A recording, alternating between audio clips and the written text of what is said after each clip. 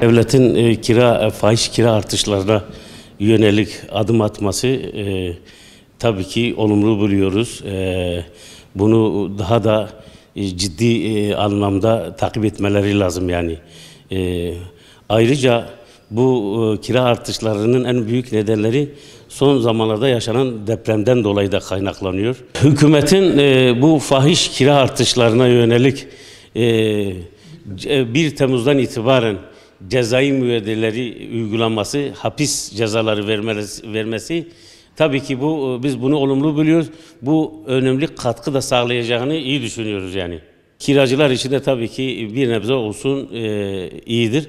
Ama tam anlamıyla bu depremden dolayı konut ihtiyacı çok oluşundan dolayı konut sayısı artırılması lazım. Bunu bir an önce devlet TOKİ eliyle sosyal konut projesi tüm illerde yaygınlaştırması lazım, yapması lazım.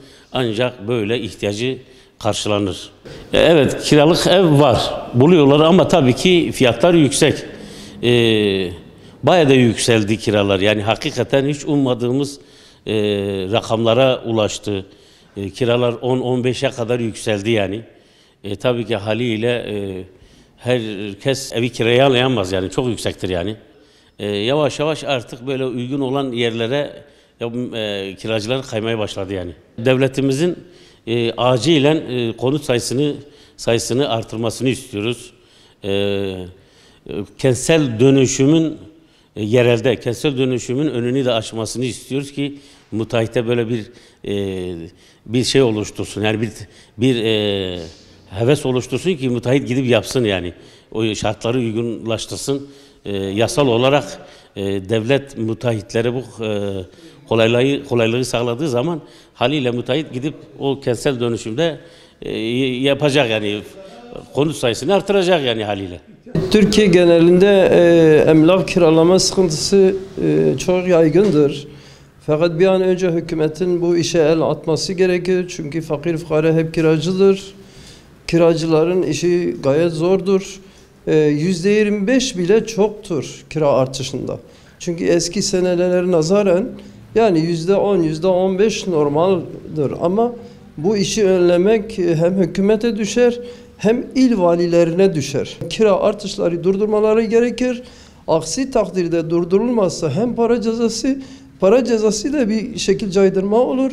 Hapis cezası gerekiyor. Adamın kirası 1000 liradır Batman'da. Ev sahibi işte oğlum geliyor, kızım geliyor, şöyledir, böyledir. Çıkarmak zorunda kalıyor. O kiracıyı arıyor, aramıyor. Yani 4000 liraya, 5000 liraya kiralık ev bulamıyor. Bunun takatı gücü yoktur. Yani her bir insanın bir bütçesi vardır. Yani kira artışları %10, %15 uygundur. Fakat devlet el atmadıkça millet birbirine sıkıntı yapacaklar. Hapis cezası, şimdi insanın bir sicili, 2 sicili oldu mu mutlaka illaki hapse girilecektir.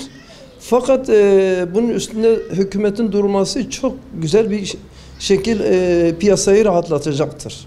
Tabii ki eski çarpılaşma bir an önce kentsel dönüşüme girirse en azından konut sayısı çoğalır ve şehrin güzel temiz hale getirilmesi gerekmektedir.